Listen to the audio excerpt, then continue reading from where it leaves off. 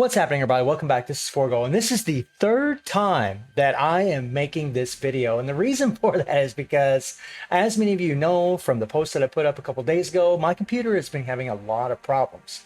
Well, I didn't think I was going to get my computer back so fast, so I started using my potato computer just to see, what kind of video I could do. And I did end up editing a video. It actually took almost 1 hour just to render the video on my potato computer, which is just insane, whereas my regular computer only takes about 5 minutes. I mean, that is the difference between a potato computer and a high performance computer. So luckily, I ended up getting my good computer back from the shop. It seems like it's running really, really great. And the other thing that's nice about this is I can actually show you some good quality. When I was running on my potato computer, the quality was absolutely horrendous, guys. You could see all the pixels in the video. It was just terrible. Even when I ran on low settings, it was just horrible. So I wanted to remake this video because I don't like to put out crappy quality for you guys. And we're actually going to be focusing on PvE content as far as Adam Warlock is concerned. And Adam is strong in PvE. There's no doubt. He's definitely a very, very well-rounded character.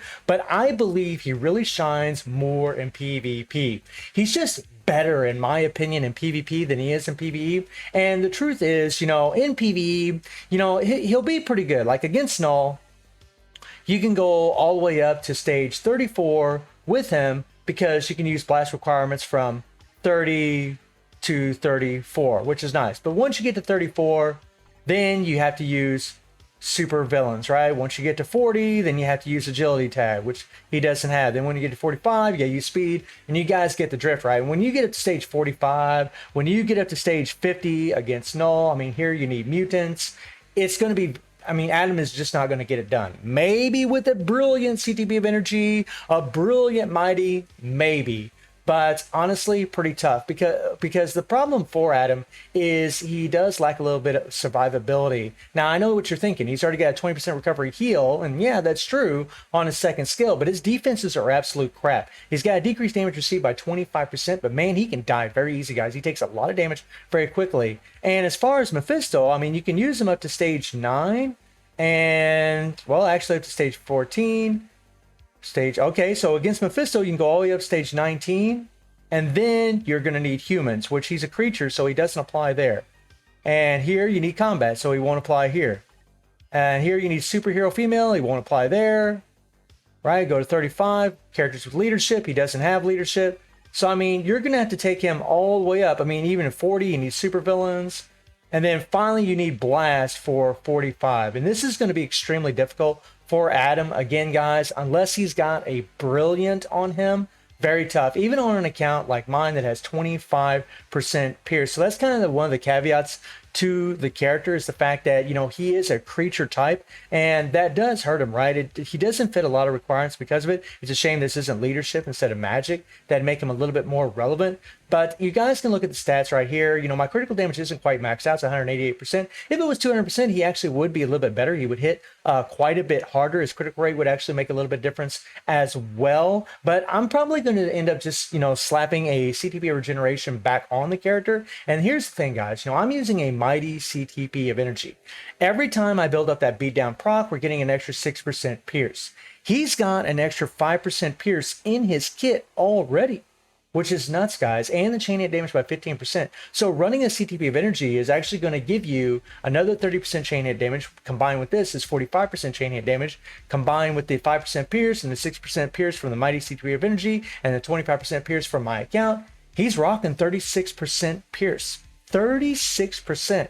And I know that as you get more pierce on your accounts, you're going to have higher diminishing returns on the amount of pierce that you get. For example, if you have 5% pierce and you go to 10%, you're going to see a pretty good difference, right? But when you go from 22% to 25%, you won't see much of a difference at all. And maybe that's what's going on here, right? We're not getting a lot more damage because I already have 25% pierce on my account. I'm not really sure, but I really would have expected him to be a little bit stronger. And the other thing about this character is you got to be really careful because his defenses are so low. Again, he does have the decreased damage received by 25%, but if you're not using this heal pretty much every other rotation, he can die, especially from the toxic meteorites. Them things do an insane amount of damage to this character. And it is also really nice that he does have the immunity guard break. I'm not saying Warlock is bad. He's not bad by any means. He's actually quite strong.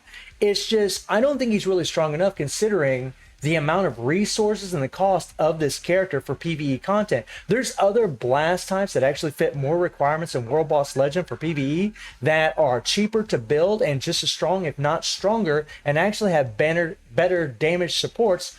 Say, for example, like Sharon Rogers, right? You got characters like that that are just amazing in PvE, and to be perfectly frank, actually better than Adam because they fit more requirements. You can actually take full advantage of their damage support passives, and they're just a lot cheaper to build. So I'll go ahead and pull up the run for you guys right now against Null here.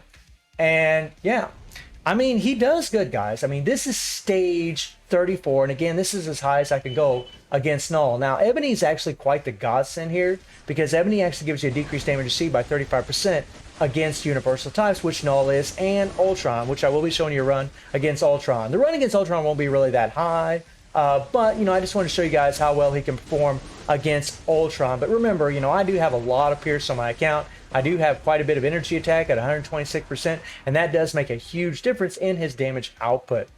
But whenever you're playing with Adam, he does play very, very well with a proc.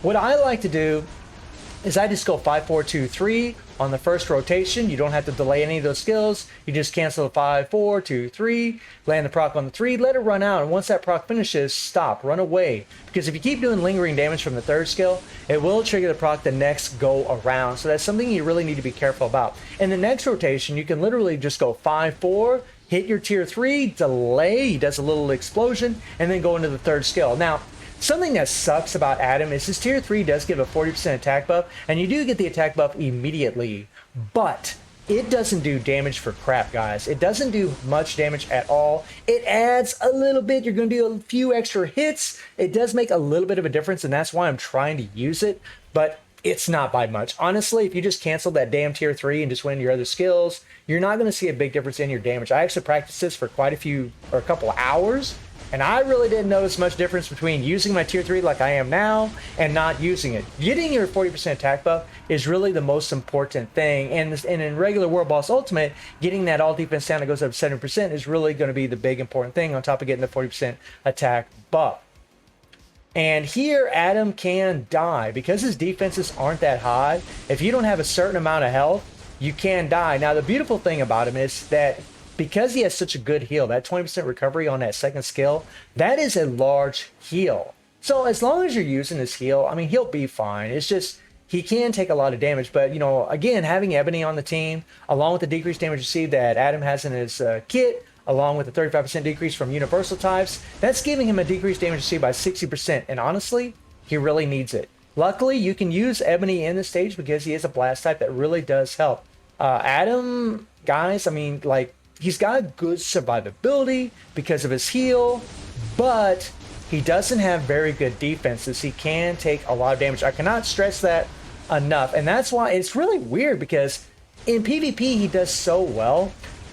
And, you know, and even though he won't have all the, well, actually, he will have a lot of decreased defenses because people will be using, you know, certain support passives like Colossus or actually even Ebony as well, or Hela against superheroes. And I guess that's really what's making the difference. You know, if he had his artifact, he actually would be way better for PvP because he would have a lot more survivability because he'd be getting his heals all the freaking time because once he gets below 99% HP, he's going to start getting heals. And that would make him a lot better, but he doesn't need it. He really doesn't. You know, I'm really thankful that Netmarble didn't give him an artifact that he absolutely needs. Thank God for that, because that would have really sucked. And it does make him a lot better that he doesn't need it. Now here, I'm just going to try to tank the attack. I have full HP, and because of all the decreased damage received that I got from Ebony and his support passive, I can actually tank that attack. But if I didn't have Ebony, guys, I'm telling you, if I didn't have Ebony on my team right now, he probably would have died and probably would have got one-shotted from that thing. So just keep that in mind. Now, for some of you on your lower stages, then it's, you know, it's probably going to be a little bit different story. You know, he probably could tank certain attacks. And right here, we're going to go ahead and attack. And like, you know, because he gets that good heal, right? He can tank it. I didn't even use this heal right there. I'm always afraid whenever you delay the tier 3, and then if you try to go into the second skill afterwards and then go into the third, it'll trigger the proc early. So I don't like using the 2 skill after I do the tier 3. There I screwed up and I missed my 4, so I didn't even get any residual damage from the 4. But luckily enough, we'll be able to use our tier 3 right here, right? We'll just go 5-4, delay the tier 3, do the explosion, then go into third skill. And this really is one of the better times that I had against Null. I mean, 48 seconds to spare, guys, stage 34. So he can obviously go higher. I mean, with a mighty CTP of energy, I would imagine he'd be getting around stage 40, somewhere around there, maybe stage 39, stage 40. And obviously with a brilliant, he's going to be able to go higher. But because he doesn't fit a lot of the requirements, it's just going to be really tough for him to be able to do really, really high stages.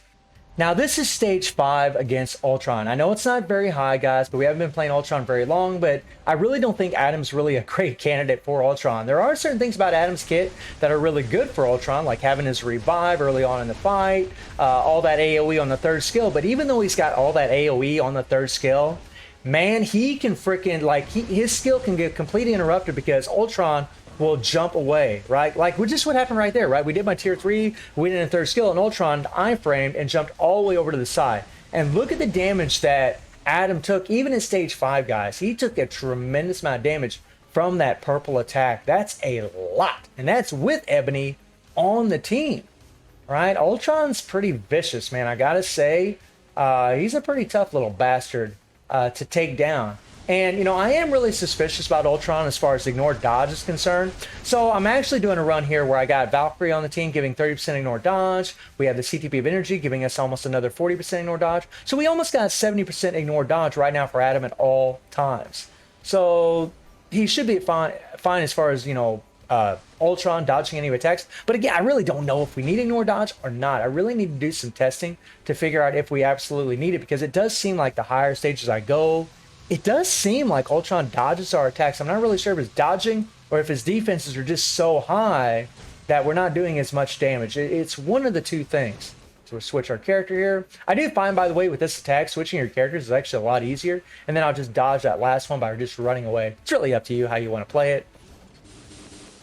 And boom. And again, guys, this is just an easy little run. I just wanted to show you that, he can take down Ultron. Absolutely. And then we can definitely go higher. I mean, there's definitely room to go a lot higher because we did this in 1 minute and 40 seconds, right? He pretty much plowed through it, absolutely destroyed it, but we are using a mighty CTP of energy. We are using a pretty built-up team. So, I mean, it was pretty easy for him to do, but I really didn't want to go any higher because I found him to be very, very annoying because Ultron jumps around all over the place, constantly interrupts Adam's skills. It's super, super annoying to play with Adam against Ultron. And to be fair, guys, whenever you play with a proc against Ultron, no matter really what character you're playing with, unless they got some insane AoE and that proc skill is landing on that skill with all that AoE, you're going to find that Ultron's going to interrupt your proc a lot, and you're going to lose a lot of damage with a lot of characters. I mean, it is definitely something to consider and think about. Certain characters are just going to do a lot better against Ultron because you can actually just use a CTP of Rage or a CTP of Judgment on him. Whereas Adam, you can't, right? He isn't an elemental character, so you can't use a CTP of Judgment. But again, guys, I really feel like PvP is where he shines. I feel like he did way better in our PvP testing than what he's doing in PvE. I honestly wanted a little bit more for the character. They did a lot for him, don't get me wrong. He's a strong character, but I feel that his shine is really in PvP. So let me know what y'all think about Adam Warlock and PvE. And I do stream on Twitch at 9 p.m. GMT+7 time. The link is in the description below. And I hope you enjoyed the video. Thank you for watching. Y'all take care and have a good one. See you, everybody.